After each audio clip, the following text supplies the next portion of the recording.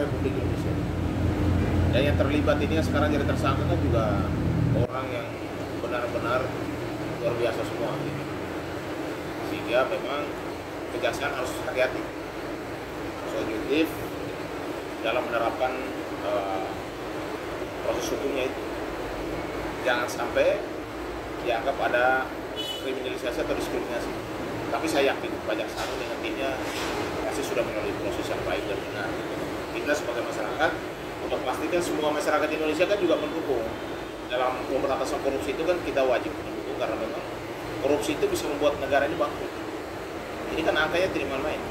271 triliun itu kan angka yang sangat fantastis buat masyarakat Indonesia gitu. Jadi mengagetkan publik Indonesia, kok bisa kejebol sampai sebesar itu? Kemana itu lembaga-lembaga pengawas keuangan, mana lembaga-lembaga yang selama ini istilahnya atensi monitor terhadap kasus-kasus korupsi gitu. Kenapa harus membongkarnya di kejaksaan? Gitu. Mari kita monitor, memantau supaya proses ini berjalan dengan baik dan uang negara harus dikembalikan. Jangan dihukum saja dong. Uang itu harus dikembalikan, disita untuk kembali ke masyarakat. Karena itu kan uang rakyat, harusnya dikembalikan.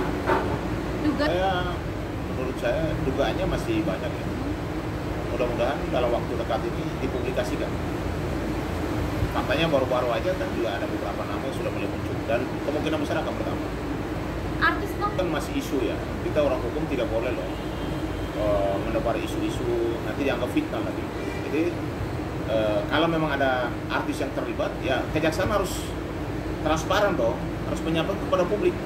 Supaya maksud saya publik jangan bertanya-tanya gitu, jangan pakai inisial ini, inisial. Lama-lama orang saling nuduh kan. Dalam hukum positif kita tidak boleh. Itu kan akhirnya jadi apa? Jadi fitnah. Nah juga kan seperti apa? Ya kalau menurut saya ini karena banyak yang terlibat dan hampir yang kita lihat ini kan bukan orang yang kaleng-kaleng yang ditangkap, ditahan oleh Kejaksaan ini, Kejaksaan Agung.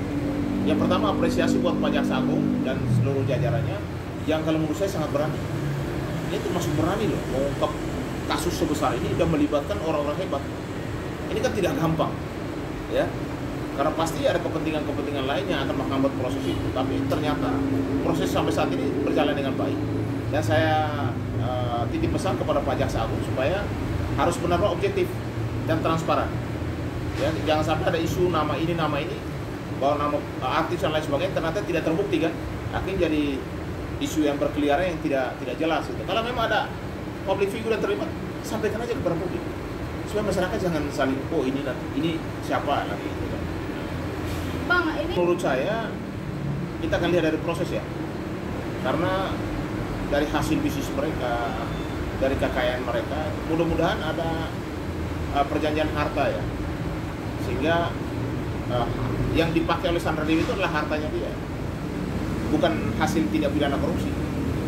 Tapi kalau misalnya dia menggunakan uang hasil kejahatan di dalam berbelanja, membeli aset dan berbisnis, unsur pasal 5556-nya pasti akan juga diterapkan. Artinya Sandra Dewi, dugaan saya bisa saja jadi tersangka kalau dalam proses itu ternyata pihak kejaksaan atau penyidik melihat bahwa ada uang negara ini yang dipakai oleh Sandra Dewi dan dia juga tahu. Harusnya kan dia sebagai ibu rumah tangga harusnya tahu dong uang sebanyak itu dari mana. Faktanya kan uang sebanyak itu yang selama ini diagung-agungkan, selama ini hidup bermewah-mewah di atas penderitaan masyarakat, itu kan uang yang didapat dari dugaan hasil kejahatan, hasil korupsi gitu. Sangat berani tadi, sangat berani kan. Yang kita harapkan kalau bisa ini lebih gencar, karena seperti tadi yang disampaikan Panahan tadi, bahwa kemungkinan ada dugaan bahwa masih ada kasus-kasus yang lain yang mungkin nilainya lebih besar dari ini. Ini dugaan saja dengan begitu banyak orang yang terlibat dalam ini ya. Ini kan korupsi berjamaah. Seandainya tidak terjadi korupsi seperti yang Pak Mahfud MD kemarin bilang bahwa setiap warga negara setiap bulan itu dikasih 20 juta. Nah ini masyarakat Indonesia sangat berharap kekayaan kita diambil hanya untuk sebagian orang. Ini harus ditindak tegas Dan diharapkan untuk undang-undang perampasan aset harus segera. Saya pikir Jokowi sudah berpikir jauh soal itu, sehingga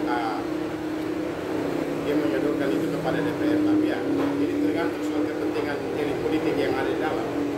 Dalam tanda kutip, soal tadi pertanyaan apakah ada yang backing di belakang, ya dugaan kita bisa saja ada elit politik yang ada di dalam. Tapi itu kan kewenangan Kejaksaan Agung untuk melakukan penyelidikan.